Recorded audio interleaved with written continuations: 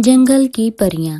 ایک چھوٹے سے کاٹیج میں جو عظیم گرین ووڈ جنگل کے بالکل قریب واقع تھا، ایک لڑکی رہتی تھی جس کا نام تھا ماریا۔ ماریا ایک نیک دل لڑکی تھی، جانوروں سے محبت کرتی اور اپنی دادی کی ہر ممکن مدد کرتی۔ لیکن ماریا کی ایک بڑی کمزوری تھی، وہ بہت بے صبر تھی، وہ ہر چیز ابھی فوراً دیکھنا چاہتی تھی۔ ماریا نے جنگل کے بارے میں بہت سی پرانی دلچسپ کہانیاں سنی تھی۔ اسے معلوم تھا کہ جنگل کے گہرے حصے میں ایک چھپی ہوئی جگہ جسے وسپرنگ گلیڈ کہا جاتا تھا، وہاں جنگل کی پریاں رہتی ہیں۔ یہ وہ ننھی مذاق کرنے والی پریاں نہیں تھی جو خوابوں میں دکھائی دیتی ہیں، بلکہ یہ اصل چھوٹے لوگ تھے جو درختوں کی دیکھ بھال کرتے، پھولوں کو کھلنا سکھاتے اور ندیوں کو صاف رکھنے کا خیال رکھتے تھے۔ کہانیوں میں کہا گیا تھا اگر کوئی انسان بہت زیادہ خاموش اور بے حرکت رہے تو شاید اسے کوئی پری نظر آ جائے۔ ماریا دنیا کی کسی بھی چیز سے زیادہ پری کو دیکھنا چاہتی تھی۔ وہ ہر روز دبے پاؤں جنگل میں داخل ہوتی، وہ کسی آرام دہ جگہ کا انتخاب کرتی، کبھی کسی نرم کائی کے قریب یا کسی پرانے بلوط کے درخت کے نیچے۔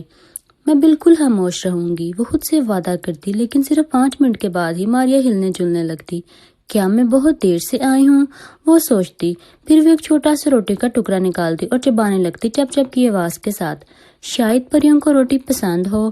پھر وہ کوئی باری پتھر ہٹا دیتی چرر اور دب کی آواز کے ساتھ، سوچتے ہوئے شاید وہ یہاں چھپی ہوں۔ وہ ہمیشہ زیادہ تلاش کرتی، زیادہ کوشش کرتی۔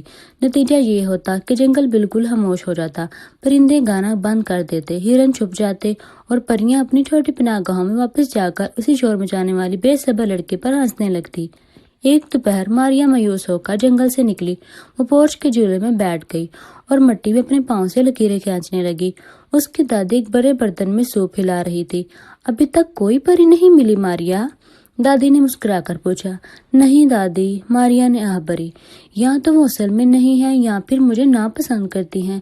میں آج تقریباً 10 منٹ تک خاموش رہی تھی۔ اتنے میں ان کے پڑوسی ماسٹر پیٹر وہاں سے گزرے۔ ماسٹر پیٹر گاؤں کے مشہور لکڑی کے کاریگر تھے۔ وہ جنگل کو اپنی ہتھیلی کی طرح جانتے تھے، لیکن کبھی درخت نہیں کاٹتے تھے۔ وہ صرف وہی شاخیں اٹھاتے جو خود بہت گر جاتی۔ پریاں بالکل اصلی ہیں ماریا، ماسٹر پیٹر نے کہا۔ ان کی آواز اتنی نرم تھی جیسے کائی ہو، لیکن وہ یہ پسند نہیں کرتی کہ انہیں دیکھا جائے، بلکہ یہ کہ انہیں محسوس کیا جائے۔ ماریا نے اب روج گائے۔ اس کا کیا مطلب ہے ماسٹر پیٹر؟ ماسٹر پیٹر اس کے پاس بیٹھ گئے۔ سوچو کہ تم ایک مچھلی پکڑنا چاہتی ہو۔ اگر تم دریا کے پاس دوڑ کر جاؤ، چلاؤ اور پتھر پھینکو تو مچھلیاں فوراً دور بھاگ جائیں گی، لیکن اگر تم خاموش بیٹھو، اپنی رسی ڈھیلی چھوڑ دو اور صبر سے پانی کو دیکھو تو مچھلیاں بھول جائیں گی کہ تم وہاں ہو اور خود تمہارے قریب آ جائیں گی۔ انہوں نے ایک ننھی لکڑی کی چڑیا اٹھائی جسے وہ تراش رہے تھے۔ وہ اتنی مکمل تھی کہ لگتا تھا کہ ابھی بول اٹھے گی۔ پریاں بھی ایسی ہی ہیں، انہوں نے کہا۔ وہ صبر اور اعتماد کا جادو ہے۔ تمہیں خاموشی کا حصہ بننا ہوگا ماریا، تمہیں ان کے لیے سننا ہوگا، تلاش نہیں کرنا۔ ماسٹر پیٹر نے 3 سادہ اصول بتائے۔ پہلا، حرکت نہ کرو، ایک جگہ بیٹھو اور پتھر کی طرح بالکل ساکن رہو۔ دوسرا، دیکھو نہیں، آنکھیں بند کرو اور صرف چھوٹی آوازوں کو سنو۔ تیسرا، خواہش نہ کرو، یہ بھول جاؤ کہ تم وہاں کیوں آئی ہو، بس ایک مہمان بن جاؤ۔ ماریا نے حامی بھری۔ یہ کام پہاڑ چڑھنے سے بھی مشکل لگ رہا تھا، مگر وہ تیار تھی۔ اگلی صبح ماریا جنگل کے گہرے حصے میں گئی۔ وہاں ایک پرانا اونچا پتھر اور جامنی کائی سے ڈھکا ہوا تھا۔ اس کے قریب لکڑی ڈھونڈ کر بیٹھ گئی۔ سب سے پہلے اس نے پہلا ستون اپنایا۔ حرکت نہ کرو۔ اس کی ٹانگوں میں درد ہونے لگا۔ ایک مکھی اس کی ناک پر آ کر بیٹھ گئی۔ اس نے اپنی آنکھیں زور سے بند کر لی اور خود کو کھجانے کی آواز سے روکا۔ وہ پوری 1 گھنٹہ تک بالکل ساکن رہی۔ آہستہ آہستہ دنیا بدلنے لگی۔ پرندے جو پہلے خاموش تھے پھر سے گانے لگے، خاموشی کے مکمل گہرے نغمے۔ ایک شرمیلا سا چھوٹا خرگوش اس کے قدموں کے پاس سے گزرا بغیر کسی خوف کے۔ ماریا نے محسوس کیا کہ جنگل کی آواز دراصل ہر جاندار کے اپنے ہونے کی آواز تھی۔ پھر اس نے دوسرا اصول اپنایا، دیکھو نہیں۔ اس نے آنکھیں بند کر لی۔ شروع میں اسے تھوڑا ڈر لگا، مگر پھر اسے پوری توجہ سے سنا۔ اسے پتیوں کے گرنے کی نازک آواز کاغذ جیسی لگی۔ اسے کائی کے بیچوں بیچ پانی کے بہنے کی ٹپ ٹپ آواز سنائی دی۔ اسے ندی کے چھوٹے پتھروں کی ہلکے سے ٹک ٹک کی آواز سنائی دی۔ پھر وہ سب سے مشکل اصول پر آئی، خواہش نہ کرو۔ اس نے پری کو دیکھنے کی تمنا کو دل سے نکال دیا۔ وہ کچھ بھی چاہنے سے باز آ گئی، بس بیٹھی رہی اور جنگل کی سانس کو سنتی رہی۔ اسی خاموش لمحے میں جب اس کی آنکھیں بند تھی، اسی فضا میں ایک ہلکی سی تبدیلی محسوس ہوئی، جیسے کہیں دور ایک گھنٹی سی بجی ہو۔ وہ ایک خوشبو، تازہ شہد اور کٹی ہوئی گھاس کی ملی جلی خوشبو فضا میں پھیل گئی۔ ماریا نے آہستہ آہستہ چلنے کا فیصلہ کیا، اپنی آنکھیں بند رکھتے ہوئے۔ اس نے گھنی جھاڑیوں اور فرنس کے بیچ سے راستہ محسوس کیا، اس نرم دور سے آتی گھنٹی آواز کا پیچھا کرتے ہوئے۔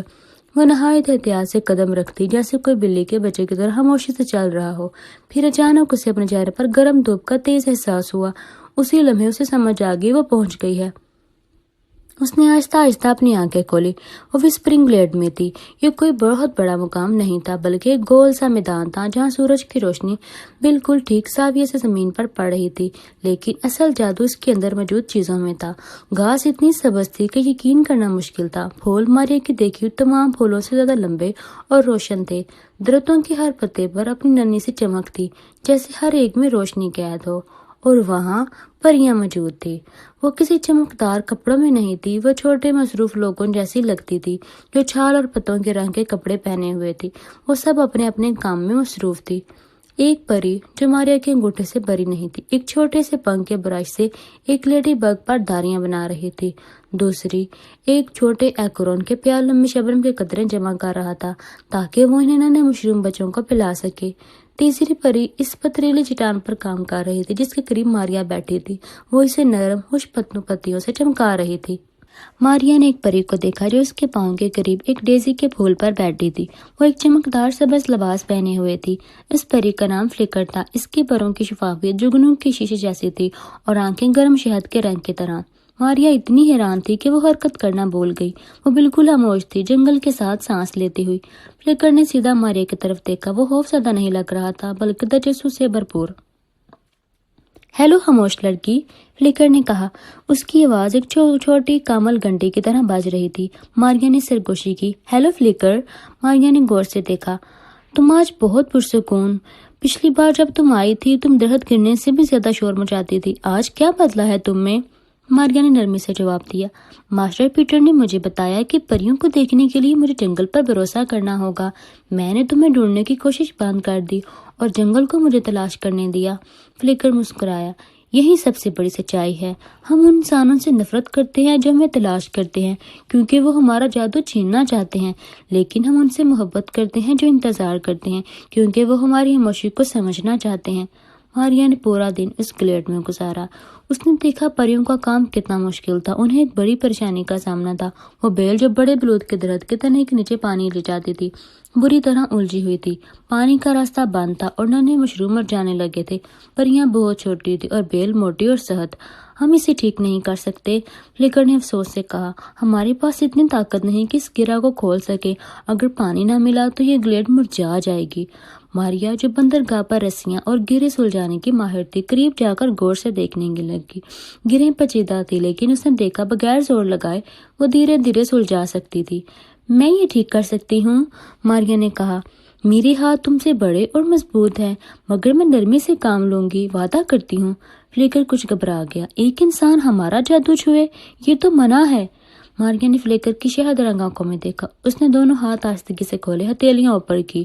اس نے جلد بازی نہیں کی، نہ ہی بیل کو پکڑا، بس انتظار کیا تاکہ پریوں کو یقین ہو جائے کہ اس کے دل میں کوئی برا ارادہ نہیں۔ تم نے کہا تھا کہ تم ان لوگوں کو پسند کرتے ہو جو جنگل پر بھروسہ کرتے ہیں، ماریا نے نرمی سے کہا۔ تم نے مجھ پر اتنا بھروسہ کیا کہ مجھے یہاں بیٹھنے دیا۔ اب میرے ہاتھوں پر بھروسہ کرو تاکہ میں تمہارے گھر کی مدد کر سکوں۔ فلیکر نے باقی پریوں کی طرف دیکھا۔ وہ سب اداس تھی کیونکہ مشروم پیاس سے مرجھا رہے تھے۔ انہوں نے چھوٹے چھوٹے سروں سے ہمیں بڑھ لی۔ ٹھیک ہے خاموش لڑکی، فلیکر نے کہا، نرمی سے کام کرنا۔ ماریا نے آہستگی اور پوری توجہ سے اپنے ہاتھوں سے موٹی بیل کو سلجھانا شروع کیا۔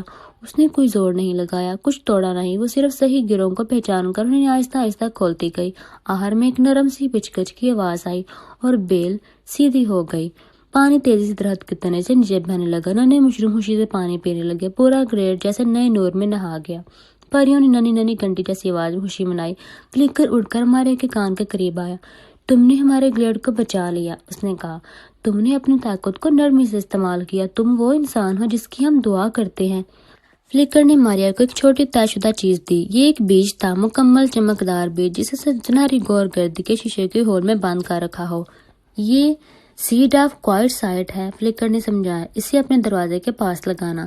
یہ ایک سادہ پھول بنے گا، کوئی جادوئی نہیں، مگر یہ تمہیں یاد دلائے گا کہ کب رکنا ہے، کب خاموش رہنا ہے اور کب دنیا کی سانس سننی ہے۔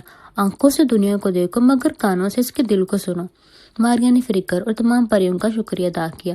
اس نے وعدہ کیا کہ وہ کبھی کسی کو نہیں بتائے گی کہ گلیڈ کہاں ہے، کیونکہ یہی راز اس جگہ کو محفوظ رکھتا ہے۔ وہ جنگل سے نکلی، آہستہ خاموشی سے، اور اس کے کانوں میں اب بھی گلیڈ کی نرم گھنٹیوں کی آواز گونج رہی تھی۔ گھر پہنچ کر ماریا نے جیسا کہا گیا تھا ویسا ہی کیا۔ اس نے سنہری بیج کو اپنے کاٹیج کے دروازے کے پاس بو دیا۔ وہ بیج ایک نہایت سادہ بلکہ ہلکے اس پھول میں بدل گیا۔ کوئی خاص چمک یا جادو نہیں، بس سادگی۔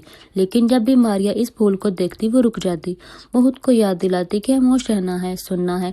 وہ دنیا کو نرمی سے محسوس کرتی۔ وہ اب بھی بڑی چیزیں دیکھتی تھی، سمندر، آسمان، پرندے، مگر اب وہ چھوٹی چیزوں کو بھی دیکھنے لگی تھی۔ کسی پتھر پر خوبصورت نقش، اپنی دادی کے چہرے پر مسکراہٹ اور ایک ننھی مکھی کی محنت۔ ماریا نے کبھی پریوں کو تنگ نہیں کیا، مگر وہ اکثر جنگل جاتی، بیٹھتی اور ان کی خوش خرم آوازیں سنتی۔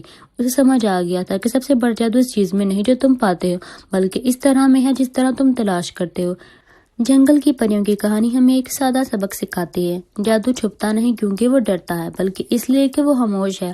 اگر تم زندگی کی خوبصورت چیزوں دیکھنا چاہتے ہو، جنگل ہو یا چاہے جادو، ایک اچھا خیال یا کسی دوست کا سچا جذبہ، تو دوڑنا بند کر دو، زبردستی کی کوشش چھوڑ دو اور صرف ٹہر جاؤ۔